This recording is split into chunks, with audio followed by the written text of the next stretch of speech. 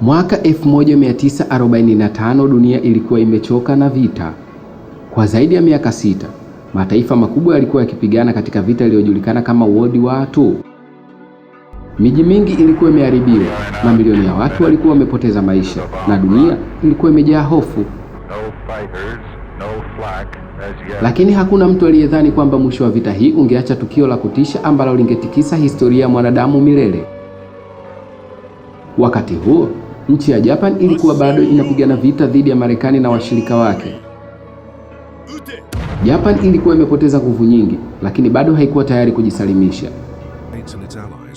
Ndani ya Marekani kulikuwa na mradi wa siri uliokuwa ukiendelea kwa miaka mingi. Mradi huu uliitwa Manhattan Project. Lengo lake ilikuwa kutengeneza silaha mpya ambayo haijawahi kutengenezwa duniani, yani bomu la atomic, bomu la nyuklia. Mradi huu ulihusisha wanasayansi wakubwa duniani, akiwemo J. Robert Oppenheimer. Baada ya miaka ya utafiti na majaribio, silaha hiyo hatimaye ikakamilika. Rais wa Marekani kwa wakati huo alikuwa Harry S. Truman. Alikabiliwa na uamuzi mgumu sana, kuendelea na vita au kutumia silaha hiyo mpya ili kumaliza vita haraka. Hatimaye uamuzi ulifanyika.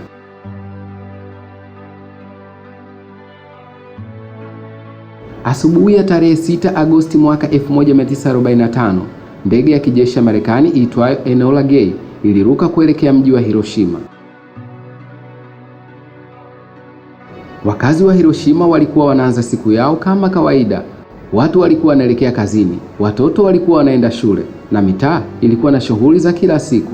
Hakuna mtu aliyekuwa anajua kwamba ndani ya dakika chache historia ingebadilika milele.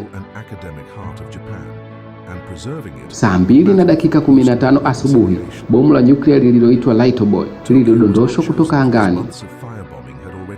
Ndani ya sekunde chache mwanga mkali sana ulitanda angani. Joto lililozalishwa lilikuwa kali zaidi kuliko jua. Mlipuko huo uliharibu karibu kila kitu ndani ya eneo hilo la kilomita kadhaa. Majengo yaliporomoka, moto ulizuka kila mahali, na maelfu ya watu walikufa papo hapo.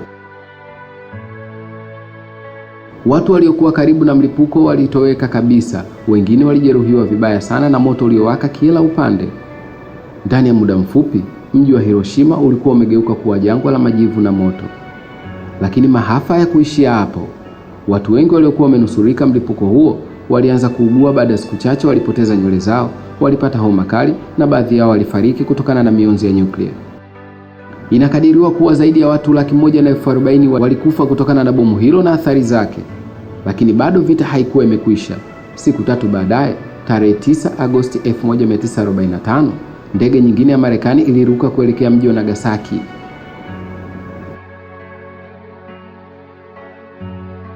Ndani ya ndege hiyo kulikuwa na bomu jingine la nyuklia lililoitwa Fat Man. Saa 5:02 asubuhi, bomu hilo lilipuka juu ya Nagasaki. Mlipuko huo uliharibu sehemu kubwa ya mji na kuua maelfu ya watu ndani ya muda mfupi.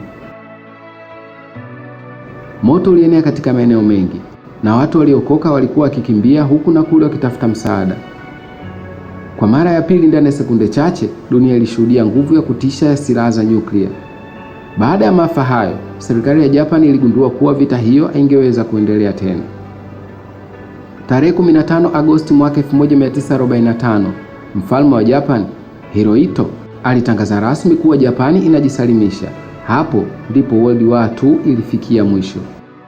Lakini kwa watu wa Hiroshima na Nagasaki, maumivu ya vita hayakuisha. Kwa miaka mingi, manusura wa mabomu hayo waliteseka kutokana na magonjwa ya mionzi. Baadhi yao walipata saratani na matatizo mengine ya afya.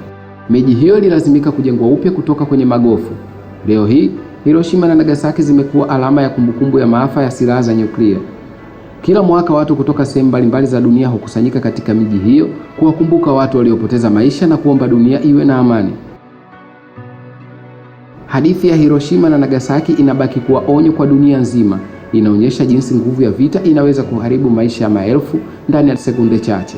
Na ndiyo maana hadi leo mataifa mengi duniani yanaendelea kujadili na kujaribu kupunguza matumizi ya silaha za nyuklia, kwa sababu tukio la Hiroshima na Nagasaki linatukumbusha ukweli mkubwa mmoja: silaha za vita zinaweza kumaliza vita, lakini haziwezi kuondoa maumivu ambayo vita huacha nyuma yake.